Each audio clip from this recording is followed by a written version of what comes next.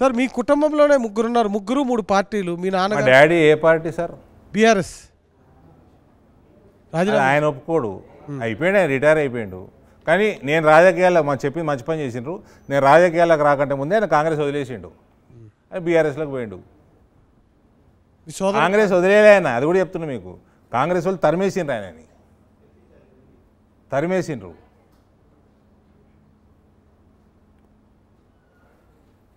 నా కుటుంబం ఎందుకండి? నా కుటుంబంలో మా నాన్నగారు రిటైర్ అయిపోయినరు. నేను బీజేపీలో నాకు మోదీ మీద అభిమానంతో చేరినాను.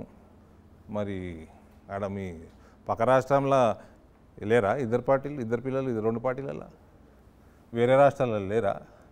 శరద్ పవార్ కుటుంబంలో లేరా? రాజశేఖర రెడ్డి కుటుంబంలో లేరా? ఓకే, మస్తు మంది ఉన్నారు. ఓకే, తెలంగాణ ఈ చిన్నప్పటి ప్రశ్నలు అడుగుతారు మీరు.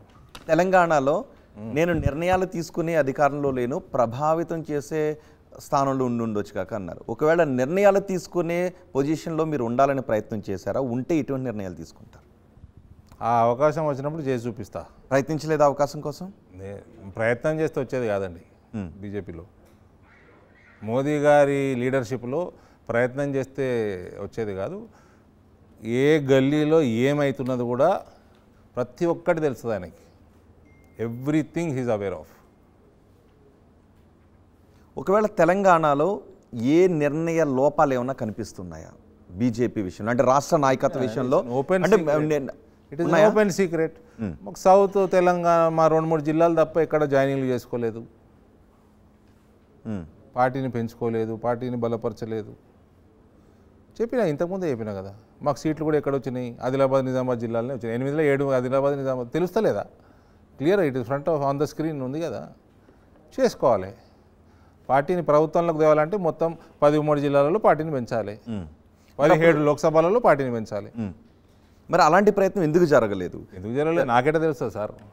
ఇప్పుడు నా జాగా, నేను ఎంపీని, నా జాగా నేను చేసుకున్నా. అంటే రిపీర్ ఉద్యోగం ఇప్పిస్తే మొత్తం పెద్ద జిహెచ్ఎంసీ ఎన్నికల్లో హైదరాబాద్లో బీజేపీ చాలా ప్రభావాన్ని చూపించింది. కానీ అసెంబ్లీ ఎన్నికల్లో ఆ ప్రభావం ఎక్కడ కూడా ఇక్కడ కనిపించలేదు. అర్బన్ ఏరియాల్లో బీజేపీ చాలా ప్రభావితంగా ఉంటుంది అని అన్నారు. కానీ అలాంటి ప్రభావం ఎందుకు హైదరాబాద్లో కనిపించలేదు? Party state leadership should answer that.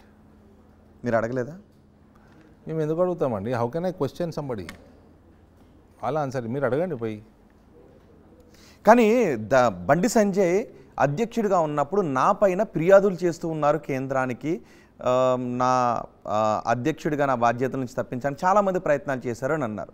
So Bandi Sanjay పోయి మస్తు రోజులు అంటే నేను అనేది అది కాదు. అంటే చాలామంది బీజేపీ ఎదుగుదలకు అధ్యక్షుడి స్థానంలో ఉన్న వారి నిర్ణయాలు ఉపయోగపడటం లేదు, ఒంటె దుప్పోకలతో వెళ్తున్నారు అనేటటువంటి అభిప్రాయాలు చెప్తూ వచ్చారు. సో ఇప్పుడు నేను నిజామాబాద్కే పరిమితం అని మీరు అంటున్నారు. ఊహాజనికమైన క్వశ్చన్ నుంచి బయటపడండి. వినండి, ఊహాజనికమైన క్వశ్చన్ నుంచి బయటపడండి. ఉన్నది ఉన్నట్టు చెప్తాము. ఏం పెద్ద ఇలా దాపరికం ఏమున్నది? ఆయన ప్రెసిడెంట్ అయ్యిండు, దుబాక గెలిచినాము, జిహెచ్ఎంసీలో మంచి పర్ఫామ్ చేసినాము, హుజురాబాద్లో గెలిచినాము, మునుగోడు ఓడిపోయినాము, నాగార్జున సాగర్ ఓడిపోయినాము, జిహెచ్ఎంసీలో గెలిచినాము. కానీ ఇతర మున్సిపాలిటీలు మొత్తం ఓడిపోయినాము. జాయినింగ్లు ఒక చోట అయినాయి, చాలా చోట్ల కాలే. బండి సంజయ్ది మంచిది ఉంది, చెడుది ఉంది, టర్మ్ అయిపోయింది, తీసేసారండి. దానికి పెద్ద మీరు భూతద్దం పెట్టి చూస్తారు ఎందుకు? బండి సంజయ్ పర్మనెంట్ ప్రెసిడెంట్ ఉంటాడా? తీసుకుపోయి మళ్ళీ నేషనల్ జనరల్ సెక్రటరీ చేశారు కదా. ఆయన చేసిన కొంచెం మంచి పర్ఫార్మెన్స్ ఉందని తీసుకుపోయి నేషనల్ జనరల్ సెక్రటరీ చేసినారు. ఏం ఊకే గుచ్చి మీలాంటి జర్నలిస్టుల వల్ల వినండి, మీలాంటి జర్నలిస్టుల వల్ల ఇది ఎడిట్ చేయొద్దు. పాపం ముస్లింలు బకరాయినరు. ఎందుకు? బీజేపీ బీఆర్ఎస్ దోస్తి, బీజేపీ పోయింది కదా కవిత లోపలికి. బీజేపీ బీఆర్ఎస్ దోస్తి జర్నలిస్టులు అనలేదే, జర్నలిస్టులే అన్నారు, ఛానల్లే అన్నాయి, పార్టీ నాయకులు. ఇప్పుడు జైలుకు పోయింది కదా మేడం, జైలుకు పోయింది కదా. మరి ఇప్పుడు కవితను జైలుకు పంపడానికి జర్నలిస్టులు కారణం కాదు, బీఆర్ఎస్ బీజేపీ ఒకటి అన్నది జర్నలిస్టులు కాదు, మీరే జర్నలిస్టులు ఛానల్లే. కావాలంటే మీకు నా అభిప్రాయం సార్, మీరు ఎడిట్ చేయద్దు.